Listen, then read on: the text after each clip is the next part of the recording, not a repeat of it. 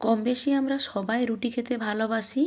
আটা কিংবা ময়দা দিয়ে রুটি বানিয়ে থাকি, কিন্তু সুজি দিয়েও যে এত সুন্দর ফুলকো ফুলকো রুটি বানানো যায়, তোমরা না দেখলে বিশ্বাস হবে না।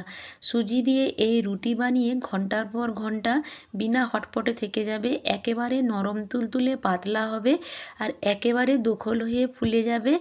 আর একেবারে নরম, কোনো কিছুই লাগবে না এটা খেতে। এটা এমনি এমনি খাওয়া হয়ে যাবে আর ঘন্টার পর ঘন্টা এমনি থেকে যাবে। আর এই রুটিটা বানানো খুবই সহজ পদ্ধতি আর খুব সহজে এটা বানানোও যায়। নমস্কার বন্ধুরা, আবারও একটি নতুন পর্বে সবাইকে স্বাগত জানাচ্ছি।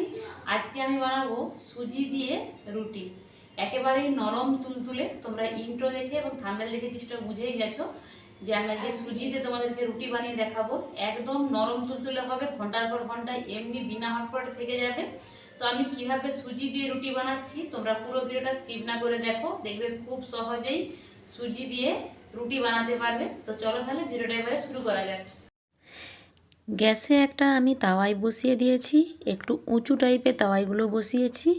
আর এবার আমি মেজারমেন্ট একটা বাটি নিয়েছি, এই বাটি মেপেই আমি জল ব্যবহার করব এবং সুজিও ব্যবহার করব। তো প্রথমে আমি 2 বাটি জল দিয়ে দিলাম এই তাওয়াইয়ের মধ্যে। জলটা দেওয়ার পর আমি স্বাদ অনুযায়ী লবণ দিয়ে দিচ্ছি। লবণ দিয়ে একটুক্ষণ আমি অপেক্ষা করব জলটা গরম হওয়া পর্যন্ত।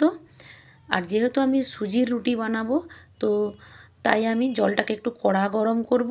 তো জলটা আমার বেশ কড়া গরম হয়ে গেছে।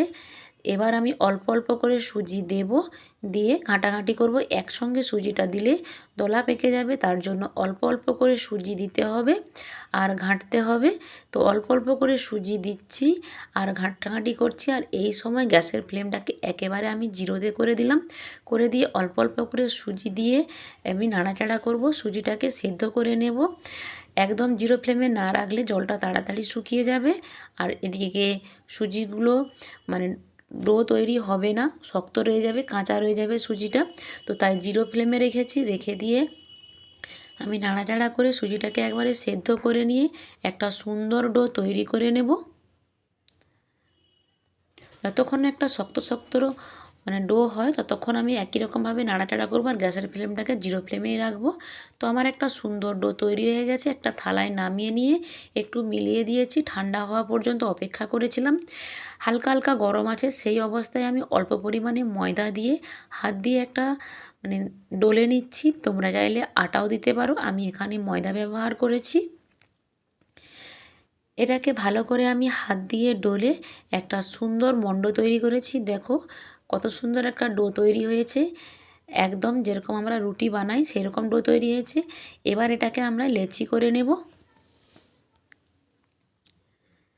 আর এটা আটা কিংবা ময়দার যে ডো হয় সেরকম অতটা শক্ত হবে না, এটা একটু নরম নরম হবে, কারণ এটা যেহেতু গরম জলে হয়েছে তার জন্য।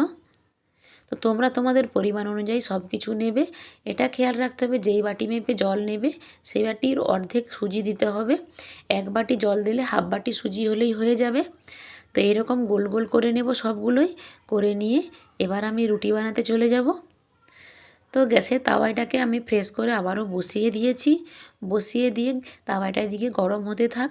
অন্যদিকে একটা করে আমি লেচি নেব আর সামান্য পরিমাণে আটা কিংবা ময়দা দিয়ে সুন্দর করে রুটি বেলে নেব, একেবারে পাতলা পাতলা করে। আর এটাকে কোনো প্রেসার ক্রিয়েট করে বেলতে হবে না, এমনি হালকা হাতে বেললেই হবে, কারণ এটা খুবই নরম, কারণ এটা গরম জলে হয়েছে তার জন্য।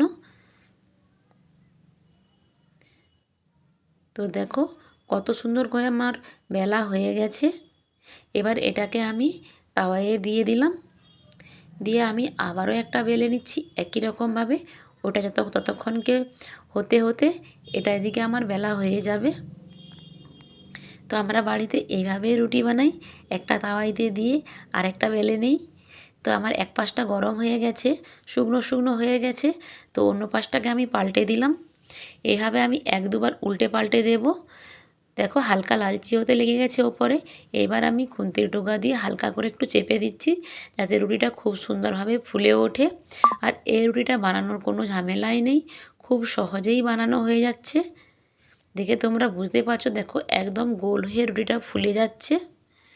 তো আমার এই রুটিটা হয়ে গেছে, এটাকে আমি নামিয়ে নিচ্ছি। নামিয়ে নিয়ে আবারও একটা দিয়েছিলাম, দেখো কত সুন্দর গোল হয়ে ফুলে উঠেছে। তোমরা যদি এইভাবে রুটি বানাও একবার দেখবে তোমাদেরকে বারবার বানাতে বলবে বাড়ির লোক। এই রুটিটা এতটাই খেতে সুস্বাদু হয়। আবারও একটা আমি বানিয়ে দিয়ে দিয়েছি আর তোমাদেরকে এটাকে অন্যরকম বানিয়ে দেখাচ্ছি।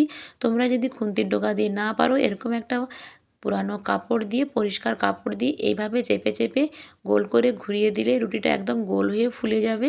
দেখো, দেখে বুঝতেই পারছো যে একদম গোল হয়ে ফুলে যাচ্ছে রুটিটা। খুন্তির ডগা দিয়ে করলে অনেক সময় ফুটো হয়ে যায়, ফুটো হয়ে গেলে হাওয়াটা বেরিয়ে গেলে আর রুটিটা ফোলে না। তো তাই এইভাবে কাপড় দিয়ে চেপে চেপেও করে নিতে পারো। তো আমি সব রুটিগুলোকেই একই রকমভাবে বানিয়ে নিচ্ছি। বানিয়ে নিয়ে তারপর তোমাদেরকে ফিরে এসে দেখাবো যে রুটিগুলো আমার কতটা সুন্দর এবং পারফেক্ট হয়েছে। তোমরা তো দেখে বুঝতেই পারছো রুটিগুলো কতটা সুন্দর আর কতটা পারফেক্ট হচ্ছে। তো একই রকমভাবে আমার সব রুটিগুলোই বানানো হয়ে গেছে। আর আমি এক প্যাকেট সুজি দিয়ে বানিয়েছি। দেখো আমার অনেকগুলোই রুটি হয়েছে। এক প্যাকেট রুটিতে মোট 16টা রুটি হয়েছে আমার।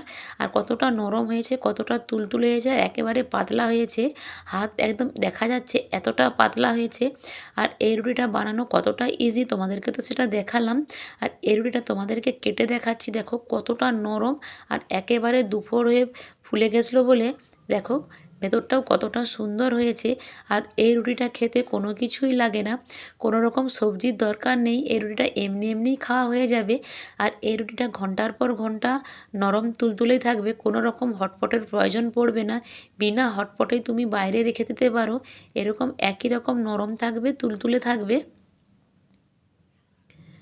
তো সব রুটিগুলোই আমার একই রকম হয়েছে, একই রকম পাতলা এবং সুন্দর হয়েছে।